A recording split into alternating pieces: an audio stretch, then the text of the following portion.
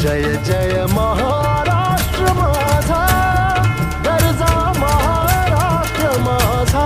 मराठी माझा चॅनलला वर्धापन दिनाच्या हार्दिक शुभेच्छा। तसेच 1 मे महाराष्ट्र दिन व कामगार दिनाच्या सर्व नागरिकांना हार्दिक शुभेच्छा, हार्दिक शुभेच्छा, हार्दिक शुभेच्छा।